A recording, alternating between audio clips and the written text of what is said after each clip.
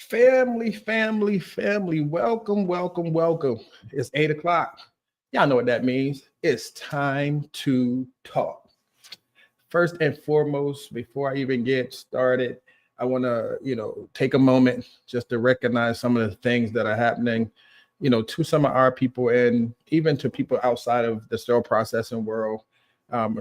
Prayers and thoughts definitely go out to the people in Los Angeles and California in general. Yeah, I know that those fires and stuff have affected a lot of people, and we want to let you know from time to talk that we are thinking about our brethren out there. And in addition to that, I am, as y'all can see, I'm not in my normal study, but I am on location in Virginia, where they're dealing with a crisis as well. They've been without water in parts of Virginia for like 2 days, and it's disrupted a bunch of the processes and stuff here. So my thoughts and prayers go out to the people affected over there as well. But yeah, just tragedies that keep, showing us the resolve that we as a people have, and things that, affect our everyday life that you don't normally think about, for us that aren't affected by fires, or for us that haven't had to go through, a loss of water for days. To my understanding there was the state of emergency called, and it was under burn, boil precautions and things like that. So definitely thoughts goes out to the people of California and the people of Virginia. Again, from us here at Time to Talk and Knowledge and Nonsense. Hey, family, welcome back. Just to let you know, yes, season 6 is upon us. And boy, what a show we have for you tonight. In putting this season together, there were many different avenues I wanted to go down, just to say, how else can we help sterile processing? How else can we show efficiency? How else can we show innovation? How else can we help with quality? And one of the things that came to mind was, hey, you're a Lean Six Sigma black belt. What does that mean? I know people see their initials and people know what that is, but how can it actually help people in sterile processing? So I'm putting the show together. I decided that one of the episodes I wanted to focus on lean principles and what that actually means. So how can lean actually improve efficiency in a sterile processing department? So we talked about collaboration amongst different entities that actually make up your day-to-day process. So that came to my mind. I'm like, well, one of the biggest partners and collaborators we have is infection control, infection prevention, whatever it's called in your facility.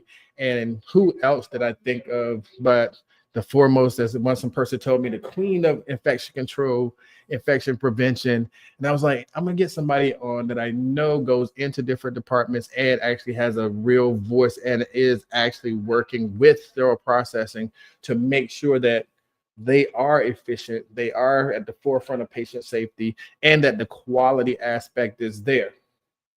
So I went out and I reached out to a good friend of mine, and I know y'all seen her. She's everywhere when it comes to IP, just in general, advocate for the sterile processing community. And if you've ever had a question about anything as it relates to infection prevention, sterile processing, and where the line is and how we need to get to a certain point, her door, her text box, her phone is always open to be an advocate for you, be a resource for you. So I brought her here to Time to Talk, just so we can get to the bottom of, hey, lean principles in sterile processing and how those lean principles can help improve efficiency. So none other, sterile processing family, Time to Talk family, can we give a big warm welcome to none other than Jill Holdsworth? Yay! And the people go, wow. Jill, how are you? Good. That was the best introduction I think I've ever had in my life. As many times as we've talked, and I tell people this story all the time, from the big shout out I got out to your speech when you were on stage at HSPA, like, hey, go pick up my friend's book. And then you moved on me. You went to the back when you're supposed to be right in front of me. Was it? And then I was like, hey, I didn't know she was going to do that, but I'm at the back of the room. But just to get the love from you there, and then like every time we see each other, it's always a great interaction. And I just want to say thank you again for that. And, I know that you'll be at the forefront when book number 2 comes out. Oh, yeah. And it's on the way. It's on the way. But for the people who don't know Jill, I don't know who that could be. But for the people who don't know Jill, could you tell the people a little bit about yourself? Yeah, of course. So right now, my title is Manager of Infection Prevention at Emory University Hospital Midtown. But I actually got my start in healthcare as I have a master's in exercise physiology. So I love to tell that part of my story, because everyone thinks that you have one path to get into everything. Right. And you have to be a nurse to go into IP. And that's so not true. There's a lot of folks in SPD that are going into IP now. There's people that are lab techs. There's microbiologists. There's people from all walks of life that are going into IP. So basically, if you want to do it, you can. So I was an exercise physiologist doing cardiac rehab, and I started doing IP in 2009.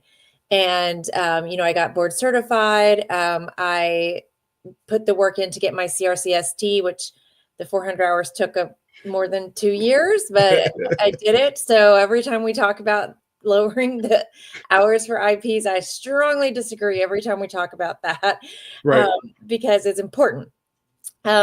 So I did that in 2007, got my CRCST, and just got my CHL this past year, because my dedication and my love for SPD and being an SPD, that is really my favorite part about my job, and just working with HSPA. So I've been doing this about 14 years now, I think was how it works out. But, Right. As an IP, you can kind of gravitate towards any part of our job. And that's just kind of the part that I gravitated to the most. And I've met some amazing people like some of you listening here, and that have helped teach me along the way, because as IPs, we do need help along the way to learn your craft.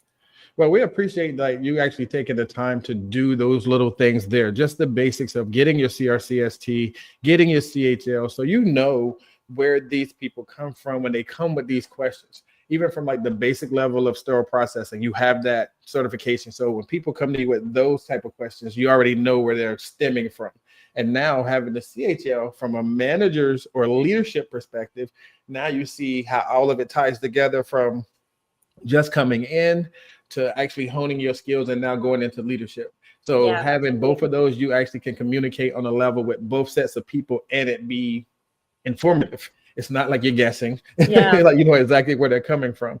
So family, in honor of Jill being here tonight, and I know we told you last week about the contest and how you can actually get into the drawing for the $25 gift card. So tonight's keyword is going to be IP. So when you comment with the IP, and then you'll get into the drawing and then see if you're our lucky winner of the $25 gift card. So that's in honor of Jill being with us here tonight. So Jill, this season, efficiency, quality, and innovation. When I say those things, what does it mean to you? When we talk about being efficient, that means bringing our best standard work to the department. And it doesn't matter where you work. We all want to be efficient. We all want to do whatever the best way is to do whatever process we're doing. And I do want to share kind of the first times I ever heard about this lean thing. I admit I kind of rolled my eyes like, oh gosh, here they go talking about these Japanese words again. It was for the car industry. Like, why are we having to talk about this? And, this was years ago when they started introducing it into healthcare, right. And they were kind of like forcing us all to learn it, And so whenever you're forced to start doing something, you kind of think like, I don't want to do this. This seems like a lot of extra work, but they say it's going to make it faster and more efficient. And right. I guess we'll do it because we have to. So It's interesting because once you actually learn what the lean principles are about, you learn that it takes kind of a little bit of time to set up some of these lean things that we're going to Yes. talk about. But once it's set up, it's really helpful, and it helps you organize. It helps you. You'll probably hear me say standard work a lot. Right. I'm a huge fan of standard work and having it written down and creating standard work, because having standard work, and when you think about that in sterile processing, if you had every tech performing standard work the same way at the decon sink, think of how many less errors you might have, because Okay. they have a set standard work that they know, they've been taught, they've been trained to, and everybody needs something written like that to refer back to. So then if you say, why did you do it this way? And they're like, well, I've never been taught. I've never been told. And then you can go back and say, well, we've trained to our standard work. And here it is again, if you didn't see it the first 5 times we talked about it. But having that written standard work, it's so important. So lean is not just about cutting out steps, but it's about removing waste. And the word for waste in the lean world is muda. So there's all these funny words in lean. And so as you learn about all of this, and as you start digging into it, you'll find all these funny words, but that one is one of my favorites. So it's all about eliminating waste, wasteful steps, wasteful processes. And we'll talk some more about all of that. But being efficient is eliminating waste, doing things that are only necessary, and then looking at things like, what can you deselect? We say that word almost daily in my department. What can I deselect from my to-do list or from my task list? And are all the things I do on a daily basis necessary? Every step I take with my feet in decon or in assembly, is that necessary? What can I remove, and how can I do that? So that's what I was going to ask you. But first, I want to give a shout out. I saw Shamu Anthony here. I saw Sarah Vincent. I saw Carl Malone. You have people here, Jill. They're showing up. I see the IPs going out. I saw the Queen. I see you guys. See, you have the people showing up. Remove the muda. I love it. So there you go. We got to remove the muda. I feel like that's a t-shirt coming on. I think we should do it. We can do it. We can market the muda. Let's do it. But that was, you were getting into what my part of that question was, like, so when you think about these lean principles and then how they actually apply to sterile processing, like you just said, can we eliminate steps in decon, the extra walking? Can we do that on the clean side? How about even case cards? Is there a way to make these things lean, or, remove the muda? So when you think about lean and the principles that surround it, do you see actual practical ways that lean can be applied, that it doesn't disrupt everybody's normal processes?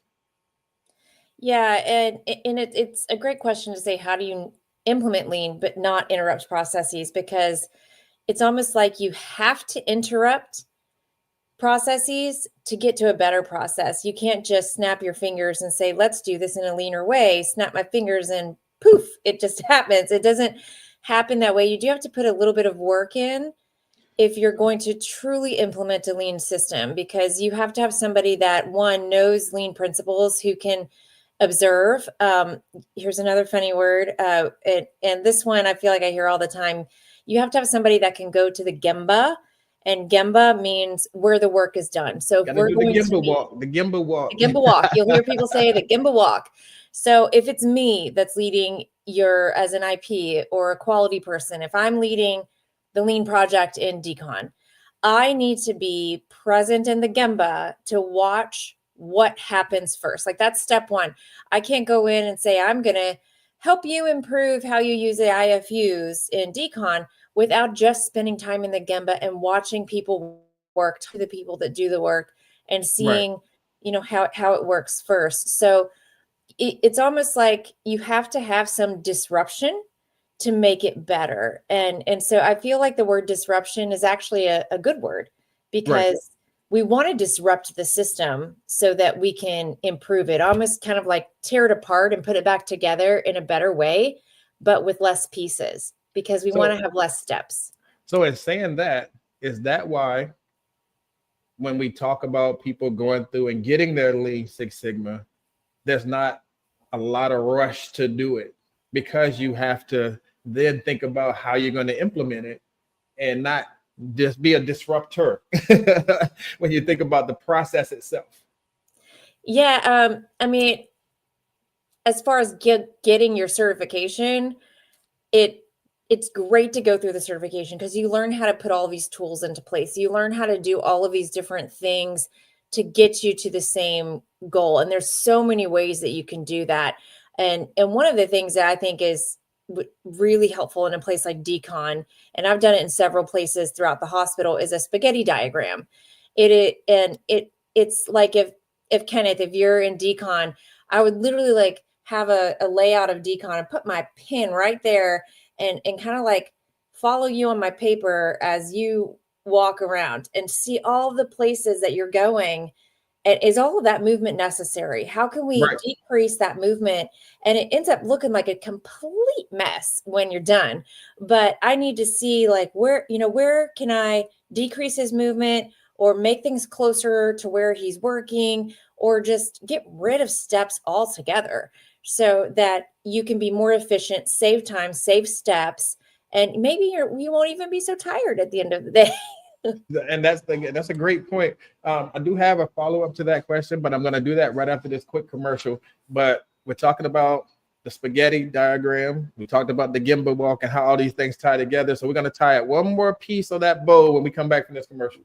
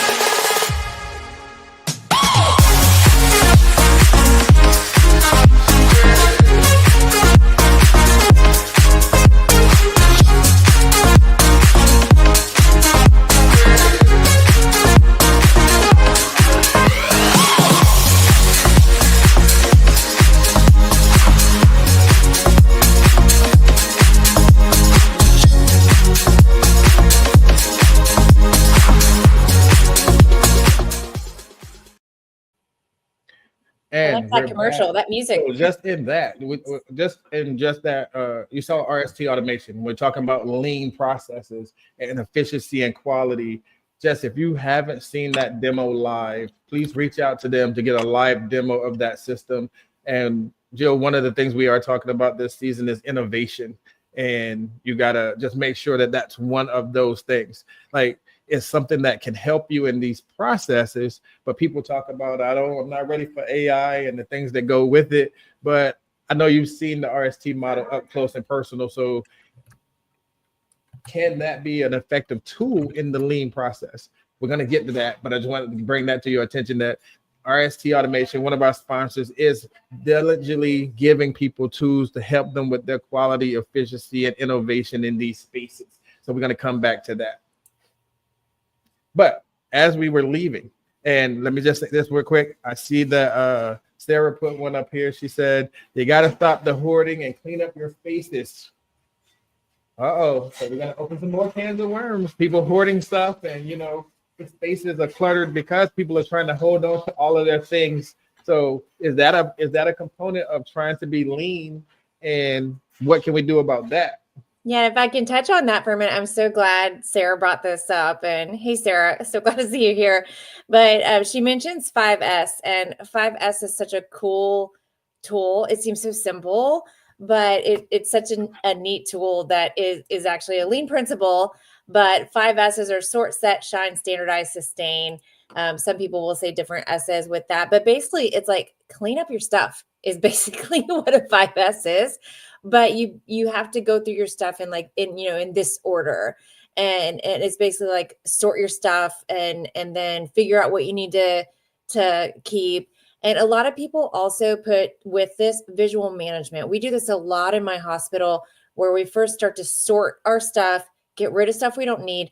But then what we do is we get a picture of something. So let's say chemical storage in your SPD, where you specifically want that chemical storage. You take a picture of what it looks like, you put it on that shelf, cabinet, whatever, so everybody knows this is what is supposed to go there. So then if paper towels end up on that shelf, you know that that is not where they're supposed to go. So those kind of visual management tools are also really good too as part of your 5S. And everybody knows exactly where things are supposed to go. That you also know when things are empty, what is supposed to be restocked there, which is really helpful. So in saying that, and that leads to my next question, why is standardization important in sterile processing? And how does it relate to the lean process? Going through that Sigma course, I get exactly what you're talking about. Once you identify what's supposed to be there and you standardize the process, hey, this is where your cleaners go. This is where your brushes go. This is where your paper towels go. And then you see something out of one of those places. Accountability to that. How do you maintain that once you've done it? Yeah. So, well, there's a couple big things that you just said there. So, first, why is it important? So let's talk about that first. Why is it important to standardize? Why is standardization important? Yeah. So there's first standardizing how you store things, how you check things, how you do things like that with your supplies. That is a huge thing in and of itself, and not just where you put things, but are you grouping things together? And one of the funny things that I talk about in some of my presentations is you'll notice that grocery stores do lean things all the time. If you ever notice, like by the tissues, you'll see cold medicines and you'll see nasal sprays because they're putting things together in groups because they know that it's going to be easier for you to pick up things if they're grouped together. Or you notice that the queso dip jars are by the tortilla chips. Right. So, think about it that way. We're grouping stuff together that we're going to use together. So why are you stocking things all over the place when you need one thing over here and then you have to go to the other side of the department to get something else? You need to create less steps, get rid of that waste, put things together. So think about those things next time that you're running all around the department. Think like, okay, I just had to go here for this brush, but then I had to go over there for that brush. Why aren't all of the brushes together? Or why don't we have all of these things together? So there's less steps. And why aren't they close to the sink? Why are they on the exact opposite end of the department? So constantly think about how you can decrease the amount of steps. That part is why it's so important. The steps matter, and it decreases the errors. If you can group things together, it's going to decrease the amount of errors that you have because people are going to have everything they need right there because we are humans and we are going to do whatever is easiest. That is why we put hand hygiene dispensers by the gloves, because we know that if somebody has to walk an extra step to use hand hygiene before they put on gloves, they're not going to do it because they don't want to put in extra effort. So it's not just about eliminating waste. It's because we know how the human mind works and we need to make it as easy as possible. I wanted to touch on a few things. I saw a couple of people say something. One, they said, hey, when you're checking things or you don't check things, that's how you end up with all those expired supplies. Mm-hmm. They appear out of nowhere. And then, like Sarah said, there's a place for everything, and everything in its place makes it easy for all staff, that visual management. Yeah, you're right. If you have a picture there that says this is only where the cleaners go and you see paper towels there, something's out of place. So that visual management and making sure that what's supposed to be there is there. I like your example. And even Rebecca was like, when you check the bins, all the things you can find. And I've done that several times. I'm going around and check workstations and you're like, why is this even in here? like, why is it not in the tray that it's supposed to be? And why is this in there? So things like that. But yeah, down to like, here we go. There's that favorite answer that everybody has. Carol had to say it, didn't she? It is that because we've always done it that way. One of the most infamous statements ever uttered in a sterile processing. But I get that answer a lot in my role. And so we've come up with some creative answers for that. Like, well, that's nice, but we're going to do it this way now. Or, well, did we do cell phones the same way that we did 30 years ago? No, because they didn't exist, or I don't remember when cell phones came out. But anyways, everything gets updated and changed, and we find better ways to do things. But it is hard. But yeah, and I love that Rebecca said check the bins, but because if you ever actually empty out those bins and look in the bottom of them, sometimes you find some unwanted dust bunnies and just all kinds of weird stuff. And so if you're overstuffing the bins with junk, hoarding, if you will, in the bins, then, those are the types of things that contaminate the things that we're using. And those are also the things that surveyors find, because those are the easy things for them to like pick up a whole thing of brushes and be like, wow, that's a really dirty bin. Do you ever clean it? But are people thinking that they're helping and being lean by overstocking the bin, making sure that people don't have to go in these different places to get a brush? Or, hey, if we keep it stocked this way, then, we won't run out. So people do think they're helping sometimes when they're doing this. So how do we manage that part of it? Like, the staff think they're helping. Nobody ever lets it get to the bottom, so they don't know those dust bunnies are there because you're overfilling the bin from the beginning. And somebody did mention, like, that's when you have the expired stuff. Right. You're just piling supplies on top of supplies. Is that beneficial?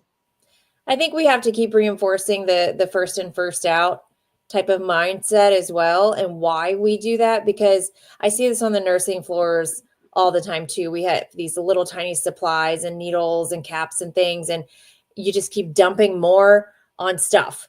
And then you never get to whatever's at the bottom. And when surveyors come, they stick their hand in those bins and pull out whatever's at the very bottom and the very back, because they know that we do this. And, kudos to people for trying to be helpful and trying to make sure that we always have our stuff. But you should have a plan for what is the par level going to be on a daily basis. And you can hopefully figure that out by your daily volumes and whatnot. And if you're always running out, then you need to increase it for whoever stocks your supplies. But you shouldn't just be dumping as much as you can, because it can cause all sorts of problems. Denard is here. Denard he says, hello, folks. So Brian is here. I saw Brian jump in. So I have a question right before I have to go to this commercial. I'm going to ask you this question. Give you a second to think about it. And when you come back, we'll get your answer. Can you describe a time where you identified one of those bottlenecks in a sterile processing workflow, and what steps did you take to eliminate or reduce it? You identified the bottleneck, and how did you get them to reduce it or eliminate those steps altogether? And we'll get her answer when we come back from this commercial. We have had at least 12 leave in the past year. Our staff turnover problem is reaching a crisis point. Honestly, I think we're really feeling the need for a structured onboarding program at this point. We need a program to guide them from day one. It's really getting harder to attract and retain skilled professionals. Our younger hires are feeling really lost, and they're afraid to ask questions. Turnover is brutal. We just don't have the time to educate.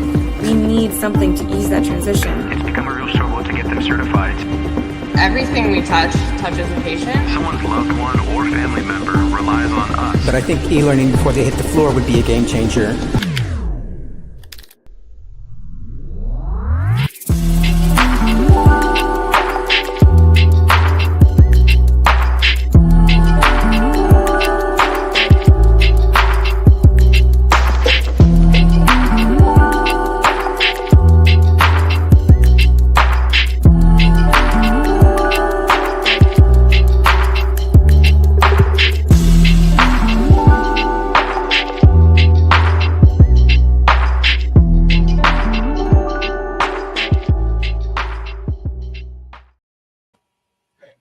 Welcome back, family.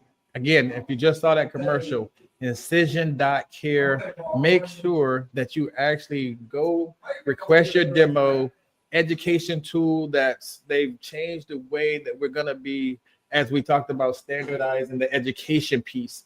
It's so that everybody's learning all of the steps the exact same way. As Jill said, standardization can change the processes, but it takes us having a way to implement. And there we go. Make sure that we're actually doing that. Make sure that we're actually getting people the education that we want. For everybody in the chat, make sure you drop in the IP. Make sure you put IP as a comment so we can get you registered for the drawing for the $25 gift card at the end of the show. And again, if you do call incision.care or you request that demo, make sure you say Time to Talk sent you. And, we're going to get you something special on the back end of that. Make sure you let them know where you saw that commercial. Jill, right before the break, I asked the question, name a time where you identified a bottleneck and what steps did you take to eliminate it or reduce it? Yeah, how did we do this? I haven't thought about this example in a really long time. And what's funny is at first, I think I created the bottleneck because it was it was an orthopedic center of excellence that I used to work at. And when we were reviewing all of the IFUs, we realized that basically everything had to be in the Sonic. As you guys know, we had one Sonic. And so I said, we have to use the Sonic. It's required. We're using the Sonic, et cetera, et cetera. So when I started telling them that, of course, decon got completely backed up. So that's why I say I created it, because I made them start following the IFUs. And so we started making a business case. We started kind of laying out how many trays do we have, how many cases do we have, and how many Sonics do we need? And so we had to, and I was the only IP in the facility, and this was really my first big IP job. So this team taught me pretty much all that I knew about SPD. So we worked really closely together with the OR, and we came up with a plan of how many Sonics we really needed if we were going to do this and not create that bottleneck and eliminate any wasteful steps. And we actually ended up adding 4 Sonics to that department to make sure that we could work efficiently, not create any extra waste or any time constraints. And that I had actually kind of forgotten about that. But my question, because you said it, my question, and it's off the subject, but it's still on the subject of quality and efficiency. Does every tray need to go through the Sonic? Well, did you always say that conclusion? I would always say to check the IFUs. I just wanted to hear you say it, because people are saying, I was at a facility and they put every tray in the Sonic. And when I said, why are we doing that? They just looked at me like I was crazy. I was like, does it need to go in the Sonic? Is it in the IFU that it goes in the Sonic? Yeah, I would say there are a lot of things, especially at an orthopedic center, that needed to go through the Sonic per the IFUs, but I always say, let's check the IFUs. I think there's probably some that a lot of folks are not putting in the Sonic that probably should, because they might be skipping it because they're like, we don't have time to do this. Let's just skip the Sonic step. And that's not okay either. So, and again, that's why standard work is so important, because it's there for a reason. It's in the IFU for a reason. And we have to make sure that we're following the steps that we need to. But yeah, if it's not needed, it's not needed. But if you have a place that doesn't have enough Sonics, then that's something that you have to advocate for to make sure that you're doing what's best.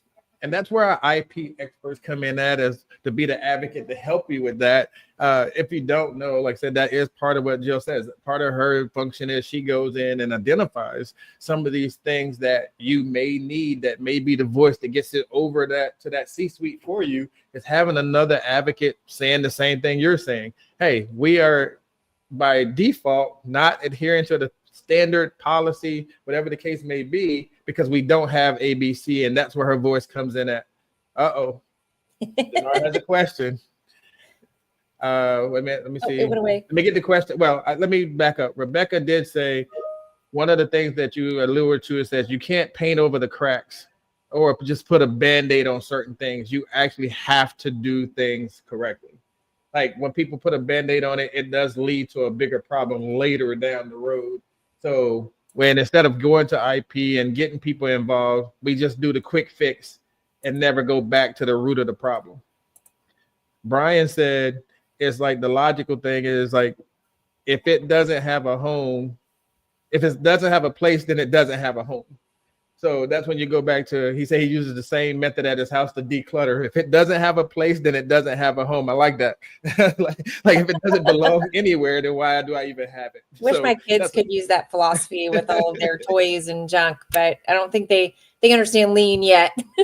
I think like I said, all of these are really good ones, and I like it. Brian, my department made a visual aid for how to prepare.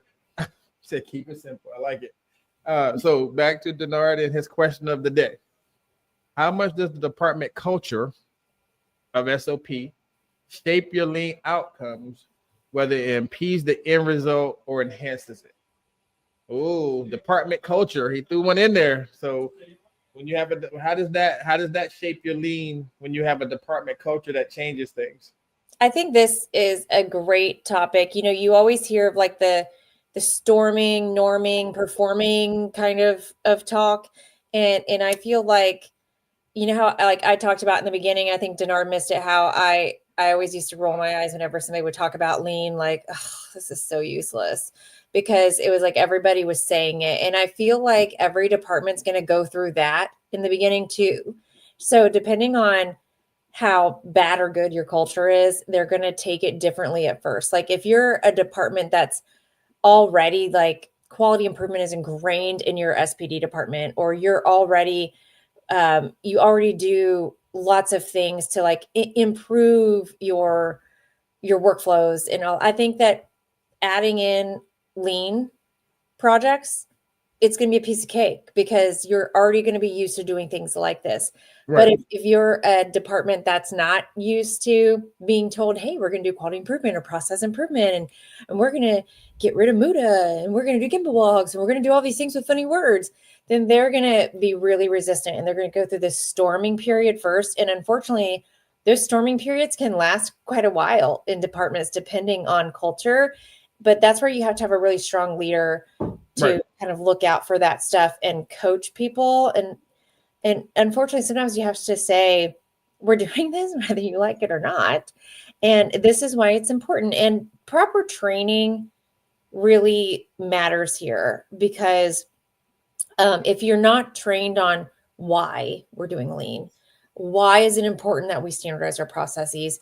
I always say the why behind everything we do is so important. You can't just tell somebody we're doing this because I said so. You have to tell them why. And if they don't understand the why behind lean, it's just going to seem like some other new idea that's going to fade, and they're not going to put any stock into it. So you have to really let people know that this isn't some new age idea that you just came up with yourself. I saw the Time to Talk panel, and Knowledge and Nonsense said storming, not preform, like preforming, like storming, forming isn't pre-norming. Like you want to get something normalized, you do have to go through that storm. Yeah. You still have to start formulate that process. But that goes back to something you said earlier in the show, is that do people want to disrupt the norm? Is that something that some managers may not be comfortable doing that because they have a limited staffing or they don't have those necessary resources to do things that right way. So Denard even says, I've seen departments with lean projects and they think they did something great, but they really didn't. So can a lean be lean but not be efficient? Yeah, I mean, I've seen the same thing, Denard. I've seen people that they do a project using lean principles, but it didn't do anything, or there were no results, or, you know, but they say, oh, we're doing lean projects. So I think that's also where if you're not used to doing lean projects, having somebody that knows how to measure success in lean projects, or really like helping you through it. We have lean project engineers is kind of what they're called, that kind of help us go through some of them when we're first starting out in projects. That helps us know, do we have strong objectives, or are these weak ideas for action plans? When we go through some of our incident reviews, re-education is always considered a weak intervention, because we can say we're going to re-educate people and it's a weak intervention. If we go through a whole lean project and all we say is, oh, we're going to re-educate people and that's going to be our big project, that's not going to work. You have to actually, rearrange, put things, like we were saying, like put things in different spots that they're currently stored in. Do visual management. Look at how people are doing their movements. And then you have to reevaluate, see if what you're doing is even making a difference. Is it helping? If not, you need to adjust or make changes and then go back and reevaluate again. Like lean projects aren't a one and done, because if not, they're not going to be sustainable. They're going to fall apart. And then all the work that you did is going to be for nothing. So to that point, and both of y'all kind of alluded to it, if I do all of this lean management, I get all of these nice new things in place, but I can't have any tangible results, is it even doing anything? Is that when I abandon the whole lean idea because nothing changed? It would depend on the project, but I wouldn't say you would have to abandon. Of course, this is a theoretical project we're talking about, but there are lean projects sometimes that you go through the whole thing and you really didn't improve the metrics that you're following, and that, I mean, that's happened to me before too. And you're really discouraged. Like, wow, I put all this effort into it and I didn't actually improve anything. But that's where you have to go back to, like, what was your original goal statement, your aim statement? What did you choose as your actions, or we call them tests of change, or pilot projects?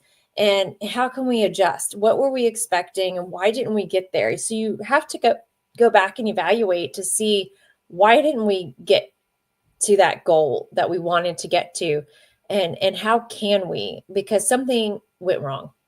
But that's back to, so if I go through the process, I standardize, I did this, and I don't have the result. And the staff, again, we're trying to keep the staff engaged, right? So once they see that nothing changed and nothing happened, and I try to come back with a different idea, how do you keep that motivation? How do you keep that engagement there? You know what I would do, and I do this a lot. We are very big on engaging the frontline staff, and that is really, really important. We have to make sure that we as leaders, or even leaders of the project, aren't the ones making the decisions. So you have to make sure that you're engaging the people that are doing the work, and that's part of the Gemba walk. And you have champions that are doing the work. And so if you go through this whole project, nothing changes, then you go back to this frontline champions and start over if you have to. And I love the comments about you have to measure it, but that's part of the lean principles. You have to have like SMART goals. They have to be measurable. They have to be attainable. You have to have a time frame. So that's part of the lean project too. And then if you don't meet the metric, or you don't see any improvement, at least you have that metric. You have something that you're measuring. And that also helps you if you do meet your initial goal, which has to be attainable, which is important. You can't say, I'm going to go from 5% compliance to 100 in 2 weeks. Right. Whatever you're measuring. But you have to make sure that it's reasonable. And then you continue measuring that same metric moving forward. So when we're talking about sustainability, I think no matter what people are doing, what department you work in, what project you're working on, the follow-up and the sustainability of any project, I think, is one of the things that people fall down on the most. And you have to figure out, when are we going to pull data again? If we met our initial goal, is it going to be quarterly, monthly? Where are we going to report it? Who's going to look at it? And then what are we going to do? Is there a team that's going to continue meeting to look at this metric? I think Sarah gave me my newest shirt. You can't improve what you can't measure. I like that. I think that's gonna be a t-shirt too. Jill, we're gonna have so many t-shirts on the market. know. I think it's just gonna go crazy. Like, we're gonna have I love it. I IP love t-shirts t-shirts. everywhere. But yes, great content, great suggestions for people on how to improve their processes with the lean, adding in that lean factor. Denard tried to stump us, but you came back at it. So I'm Don't impressed. challenge him, I'm please. impressed with that. But we definitely gonna get a little bit more deep into the lean process once we come back from this break. Again, put IP in the comments just to make sure that you're in the drawing at the end for the $25 gift card. Let me see those comments. IP, and we'll be back with more Jill Holdsworth right after this commercial.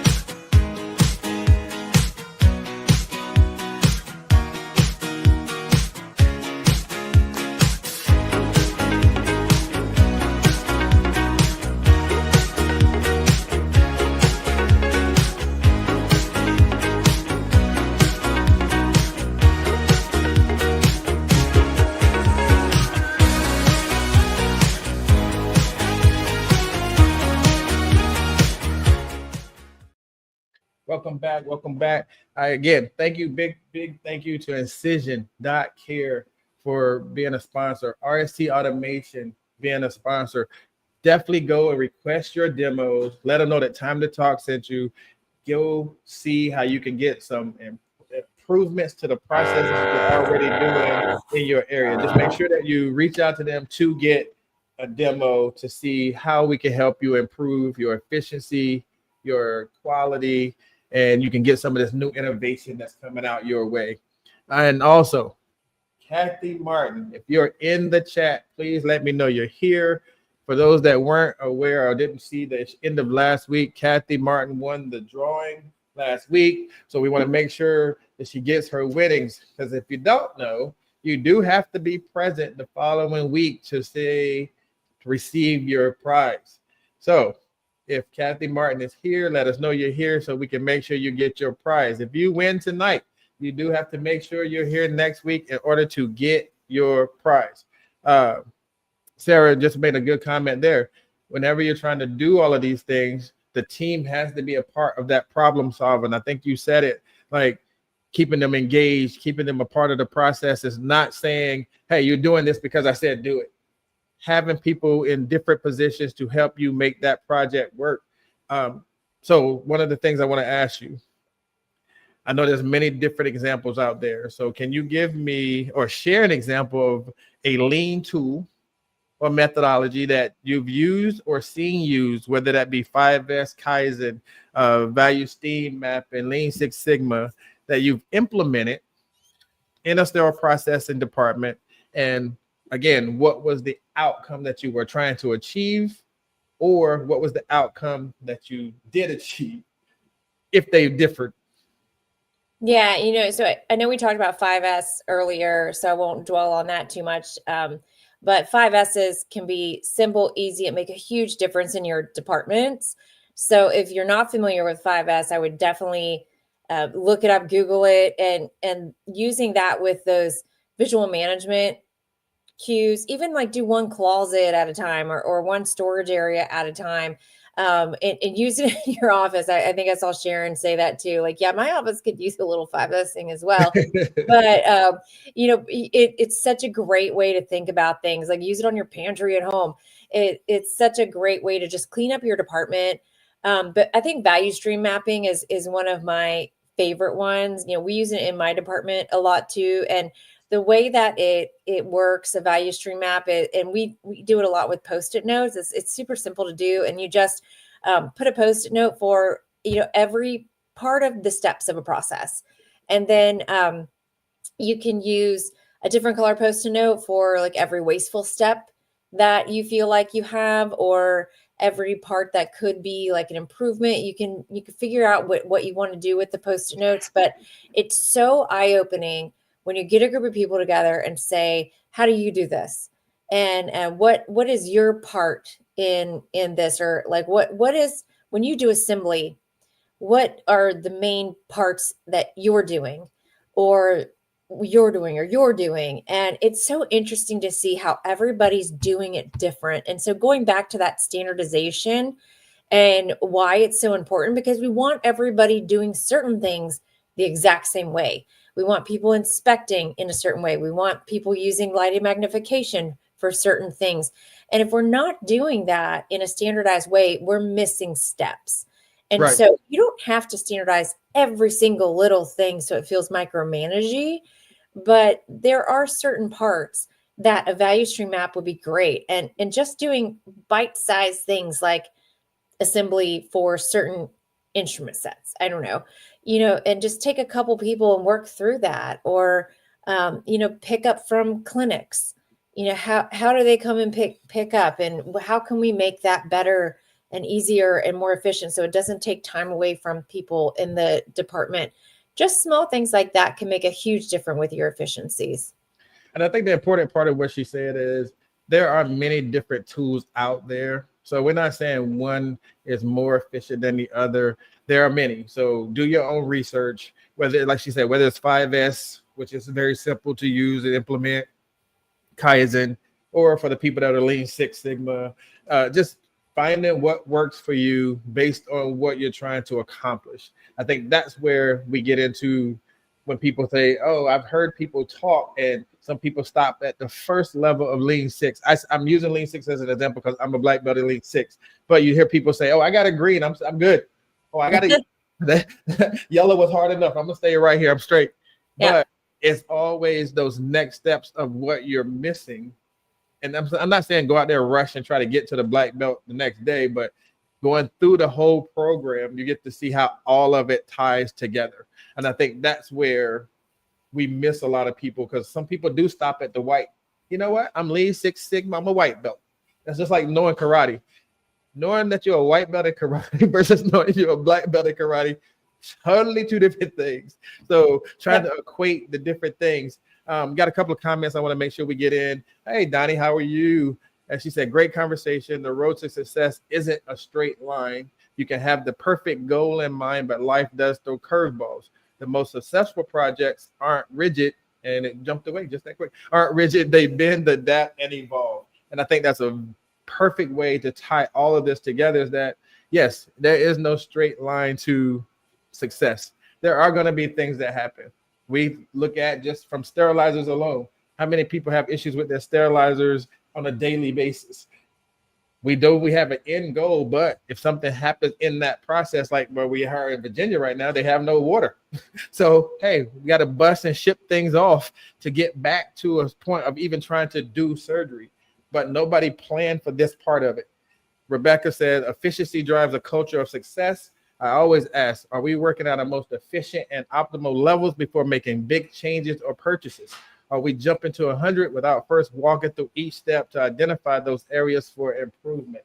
And I guess that is our Gemba walk. That is our taking that spaghetti and unraveling it to where could we have cut out this middle portion and made that straight line there, versus, as Donnie said, everything isn't a straight line, but it's getting us to the point where we can see those obstacles, work through it, put something in place, and make sure that we happen.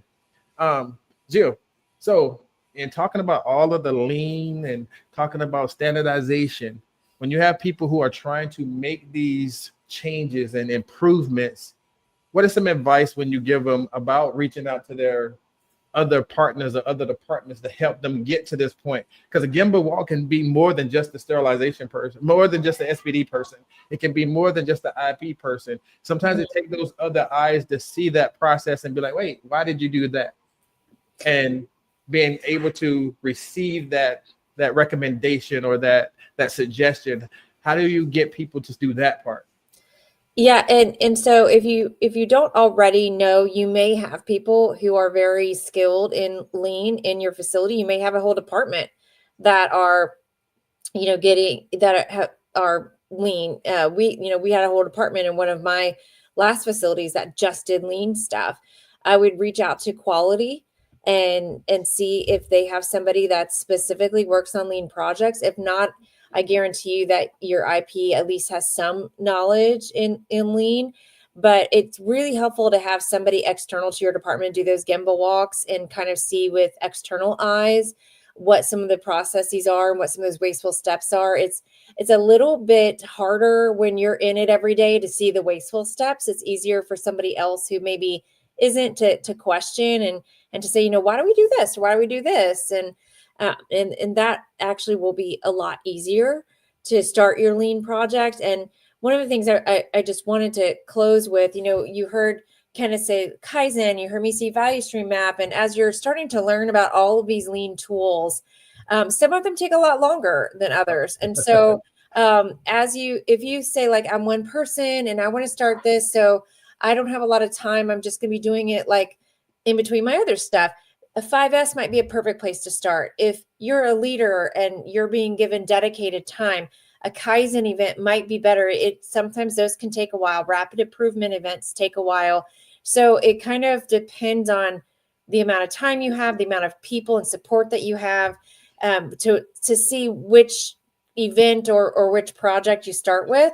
So as you start to learn some of these techniques, maybe a fishbone diagram is all you have time to do right now, but that's okay. Just start Look at that somewhere. CHL coming out. Look at that CHL coming out. Fishbone. I hear it. I hear it. I know it. You got a couple of Denard don't want you to be done. So he asked the question and then Sarah jumped in the answer. So we're going to get both of those Sarah up. got my back. Denard said, when do you quantify those? I think it said, when do you quantify those results and then put it into a policy? At what stage does one quantify their data and actually make your process a policy? And Sarah said, we put it in an SOP and call it the best known way today. I love that, because you should strive for continuous improvement. So you're gathering all this data. Policy too. I caution people to make things policy, because once it's policy, it's set, it's done. You're held to it all the time. And so if it's something that needs to be a policy, absolutely. But I would just say, make sure that if it's policy, just know you're held to it by any regulatory agency that comes in. But an SOP is more like a protocol. So like Sarah said, you can always change it, update it as you continually improve. But a policy, you're going to be held to, and you'll get cited if you're not following it. And Regina said it depends on the scope of the project. That's true. So that's when you're saying, when you're taking all of this data, you're compiling it, and no, you're right. The moment you make it a policy, that means that anybody that comes looking, if you're not doing it that way, that's definitely a citation. So we want to make sure that you're doing the right things. Everybody, while I have Jill here, we're going to actually do our drawing. So if you definitely have put IP in the comment, so we can see the drawing live. Jill's going to be here to help me announce the winner. Are we ready? Has everybody put their IPs in the comment? Is IP in the comment? Are we ready? Okay. And Jill, you can count us down to the drawing. You can give them a 5-4. You can go 3-2. However you want to do it. 3, 2, 1. Woo-hoo. Is that how I'm supposed to do it? Okay.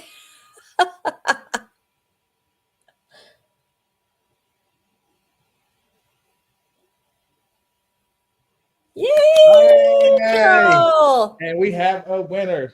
Carol Malone is our winner for this week. So Carol, if you are still here, you have to come back next week. Let us know that you are here, and you will receive your $25 gift card.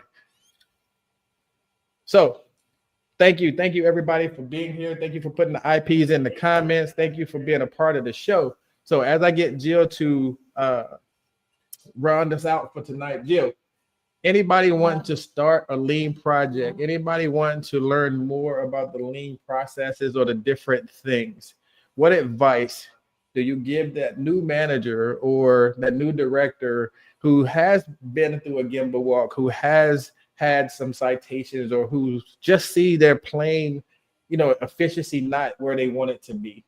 What advice do you give them to get them to that next level? I would say first start by asking your own leadership to see what kind of training you can have or go to if you haven't had any training. I also think there's some LinkedIn learning trainings that you can do for Lean Six Sigma. Don't quote me on that, but I think there might be. But you probably have some through your organization as well. Your quality department may even have some. But first, educate yourself as much as possible. Just start having your eyes open, learn as much as you can about lean. Once you start having that kind of lean eye, you'll start seeing things in your everyday life that you're like, oh my God, that's so many wasted steps right there. I cannot believe they're doing it that way. Like even when you like go to the grocery store or out somewhere. And so you'll start to see it in your everyday life, and it'll be so easy to spot things in your own department the more that you learn. Family, you heard it here with Jill, our resident IP guru queen, as people have said. She's the queen. She's the queen. But definitely, if you need any help doing anything or getting information, definitely reach out to Jill. You can definitely reach out to me, and we can get you on the right path to getting your departments some of that, information, just to say, hey, this is something I want to be interested in. And then, like she said, going to your leadership, seeing what you have already established at your facility, and there may be classes and stuff that's already out there, and we can help you look into that. But family, this has been Time to Talk. It has been a pleasure. Jill, thank you. Thank you. Hey, Lean. Are your departments doing those things that are helping you become more efficient, helping you get to quality, helping you get ready for the innovations? Have you thought about what those steps are? If you have not, let us help you get there. Rebecca even said, I need help finding a reputable place to get my black belt. Again, these are things that we can help you explore. Definitely reach out to us and, let us get you there. But family, it's been a Time to Talk. Y'all know where we at. Same place, same time next week, 8 o'clock on the dot. We are here. Thank you for joining us. We'll see you again soon. Thank you to RSC Automation. Thank you to Incision Care. Thank you. Jill, it's been a pleasure. Family, I'll see y'all again next week. Thank you. Bye, everybody.